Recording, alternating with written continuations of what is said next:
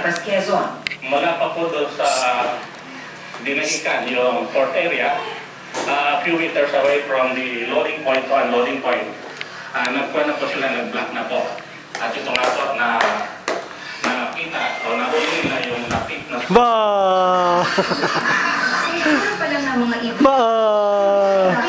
Masama na ng kondisyon. Ha? Naka-open.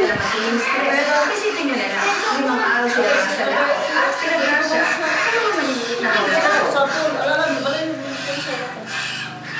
Ma'am! Maraming nangalit sa kanila, mahina na, and actually din, kaya nila yung mortality. At saka, overcrowded yung, case. So, andyan yung iba na, naapakan. Ang hornbill na ito ayaw nang kumain. Akin na. Ilang oras pa, namatay na ilang may na ng karamihan, maliliit pa.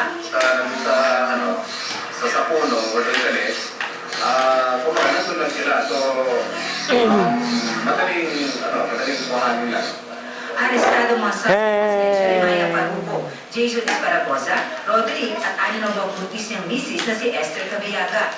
Lahat sila aminado na bawal ang kanilang ginagawa. Pagtawid butong lang sana. Pagtawid butong lang din sana.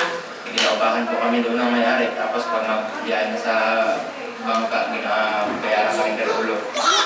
150 pesos daw ang bayad sa kanila kada ibon mula sa Palawan hanggang makarating ang mga ito sa Lucena, Quezon. Kuwang-kuwa naman sa CCTV ang pagtakas ng isa nilang kasamahan na kinilala ng grupo na si Elmer Villa sa video. Gano'ng oras 8 medyo ng gabi nang dalhin ang mga suspect sa Lucena Police Akin na. Station. Ilang minuto Ano to yan? Ano? Ma'am, ano? Ma'am? Akin na yan. Akin na. Akin na yan. Sa Lucena Police, di pa pamala na over sa kanilang mga nahuling suspect na makatakas ang isa sa mga Akin na. kasalukuyan na siyang tinutugis. Lalo na rin daw hihigpitan ng PNP sa pagbabantay sa